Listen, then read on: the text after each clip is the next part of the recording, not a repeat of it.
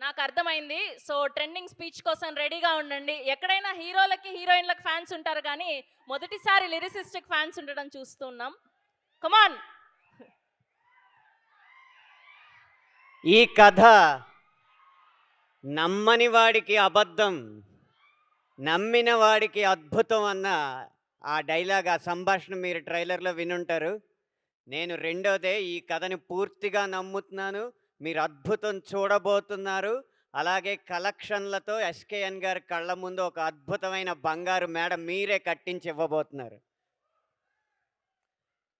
ఒక అద్భుతమైన విజయానికి సాక్షీభూతంగా నిలవబోయే ప్రేక్షకులందరికీ ముందుగానే నా నమస్కారం. ఇలాంటి కథ వందల మంది రాయగలరేమో, పదుల మంది తీయగలరేమో, వేళ్లతో లెక్క పెట్టేంత మంది చెయ్యగలరేమో, కానీ ఒక్కడే ఇలాంటి కథను మోయగలడు. ఈ కథని నమ్మాలి, నమ్మినంత మాత్రాన సరిపోదు. ఈ కథను తీయడానికి సొమ్ముండాలి, సొమ్మున్నంత మాత్రాన సరిపోదు. ఇలాంటి కథను తీయాలంటే దమ్ము ఉండాలి. అలాంటి దమ్మున్న నిర్మాత ఎస్కేఎన్ గారు కాబట్టి ఈ కథ ఈ స్థాయి దాకా ఎక్కడి దాకా వచ్చింది. ఈ కథ వరకు నేను ముందు ప్రార్థించేది, ముందు నమస్కరించేది మాత్రం ఇలాంటి కథని తెర మీదకి ఎక్కించాలన్న ఆశయంతో ఎన్నో వ్యయ ప్రయాసలు కోర్చి, ఒడిదుడుకులు కోర్చి మన దాకా తీసుకొచ్చిన ఎస్కేఎన్ గారికి నా ఆది వందనాన్ని అర్పిస్తున్నాను. తరువాత ఈ కథలో ప్రతి పాట ఒక బోయిగా సినిమాని మోసిందనేది మాత్రం ఏమాత్రం అతిశయోక్తి కాదు. అయితే సినిమా అన్న పల్లకీని మోసిన బోయిలు మా 7 పాటలు అయితే, ఆ బోయిల్ని సైతం మోసిన భూమి మాత్రం సినిమా కథ. ఆ కథను రాసిన సాయి రాజేష్ గారు. కథకి ఆధారం, ఈ సినిమాకి ఆధారం సాయి రాజేష్ గారు. ఆయనకి నా రెండో వందనం.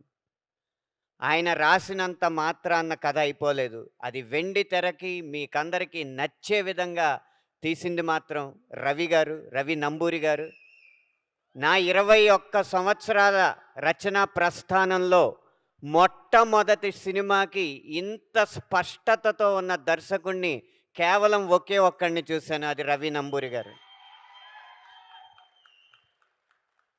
1600 పాటలు రాసినప్పటికీ కూడా ఒక దర్శకుడు ఇది సన్నివేశం నాకు ఇలా కావాలి అని చెప్పిన తర్వాత, చెప్పిన వెంటనే 1-2 రోజుల్లోనే పాట పుట్టిన ఒకే ఒక్క సినిమా చెన్నై లవ్ స్టోరీ. ఇదే స్పష్టత, ఇదే స్వచ్ఛత ఆయన ఎన్ని సినిమాలు తీసినా ఉండాలని, ఈ వ్యాపారం తాలూకు మలినాలేవి వారికి అంటకూడదని మనస్ఫూర్తిగా ఆశిస్తున్నాను, ఆశీర్వదిస్తున్నాను కూడా. ఇక ఒక గాయని గనక పాటలో నటించే నటి అయితే, ఆ పాట ఎన్నింతలు అద్భుతంగా మీరు ఆస్వాదించేలా ఉంటుంది అనడానికి నిదర్శనం ఈ సినిమాలో కనబడబోతుంది. నా నా సినిమాల్లో ఎప్పుడో 'అరుంధతి' సినిమాలో అనుష్క గారిది అలాంటి అభినయం చూశాను నేను రాసినప్పుడు. ఇన్ని సంవత్సరాల తర్వాత శ్రీ గౌరీప్రియ గారి అభినయానికి నేను అబ్బురపడ్డాను అనడానికి ఏమాత్రం వెనకాట్లేదు. ఇక కిరణ్ అబ్బవరం గారు ఒక్క చిరునవ్వుతో సెకండ్ హాఫ్ మొత్తాన్ని కూడా మోసారు. మీ నవ్వు ఎన్ని కోట్లు తెచ్చిపెడుతుందో ఇంకొక 4, 5 రోజుల్లో తేలబోతుంది.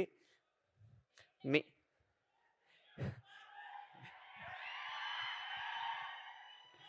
మీకు ఒక రహస్యం చెప్తాను. ఈ సినిమాలో ఒక పాట ఉంది. ఆ పాట మేము విడుదల చెయ్యలేము. విడుదల చేస్తే సినిమాని విడుదల చేసినట్టే.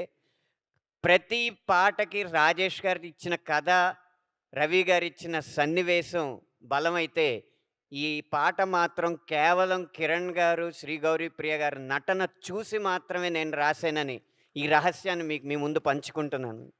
దానికి మేము ముందు రాయి అని స్వేచ్ఛనిచ్చిన మణిశర్మ గారికి నా పాదాభివందనాలు అర్పిస్తున్నాను. మీకు ఒక అనుభవం పంచుకోవాలి. నేను 8దో తరగతిలోనో, 9దో తరగతిలోనో ఉన్నప్పుడు సినిమాల్లోకి వెళ్తానంటే, "ఎలా వెళ్తావు? ఏం చేస్తావు?" అని అడిగారు. మా ఇంట్లో నాకు కాళ్ళు నొక్కే అలవాటు ఉంది అందరికీని. నేను నొక్కితే చాలా బాగా ఆస్వాదించేవారనమాట మా తాతయ్య గారు, నాన్నమ్మ గారు అందరూను. నాకు కాళ్ళు నొక్కడం బావొచ్చు. చెన్నై ఎళ్లి మణిశర్మ గారి ఇల్లు తలుపు కొట్టి ముందు కాళ్ళు నొక్కి ఉద్యోగంలో జాయిన్ అవుతాను. కాళ్ళు నొక్కుతూ, నొక్కుతూ నేను పాటలు రాయగలనండి అని చెప్పి నా పాటలు వినిపిస్తాను. అప్పుడు ఆయన అవకాశం ఇస్తారని చెప్తా ఉండేవాడిని వేసవికాలం సెలవుల్లో. కాళ్ళు నొక్కలేదు గానీ, ఆయన ట్యూన్‌లకి మాత్రం పదాలందించే అదృష్టం నాకు కలిగింది. ఈ వేదిక ముఖంగా వారికి నా పాదాభివందనాలు తెలియజేసుకుంటూ, ఇంత మంచి బాణీలు ఇచ్చి పదాలు రాయడానికి స్ఫూర్తినివ్వగా, అలాగే నేను రాసిన పదాలకి మంచి బాణీలు కడుతూ, అన్ని విధాలా ఈ ఆల్బమ్‌ని మనసారా మీరు ఆరాధించిన విధానానికి బృందం అందరి తరపున కూడా మీకు శతదా వందనాలు అర్పిస్తున్నాను సార్. ఆఖరిగా ఇక్కడున్న అందరూ ఆయన అభిమానులే. ఈ కథ రాసిన రాజేష్ గారు, కథ తీసిన రవి గారు, ఈ కథ కోసం ఖర్చు పెట్టిన ఎస్‌కేఎన్ గారు, ఇందులో నటించిన కిరణ్ అబ్బవరం గారు, అందరూ కూడా ఆయనకి అభిమానులు. అందుకే ఆయన ఇక్కడికి వస్తారని తెలుసో తెలియకో తన సంభాషణలో రవి గారు చిరంజీవి అన్న పదం వాడడం జరిగింది. నా పాటలో కూడా చిరంజీవి అన్న పదం వాడడం జరిగింది. ఇప్పుడు మనందరినీ చిరంజీవులుగా ఈ కథ కూడా చిరంజీవిగా ఉండాలని దీవించడానికి మెగాస్టార్ చిరంజీవి గారు ఇక్కడికి రాబోతున్నారు అనేది మాకందరికీ ఎంతో ఆనందం కలిగించే విషయం. ఆయన ఆశీస్సులతో ఈ సినిమా మరింత ఎత్తుకు ఎదగాలని మనస్ఫూర్తిగా కోరుకుంటూ ఎదురు చూడండి. 10 సంవత్సరాలు కాదు, 10 దశాబ్దాల పాటు గుర్తుండిపోయే కథ తెలుగు తెరపై రాబోతుంది. ధన్యవాదాలు.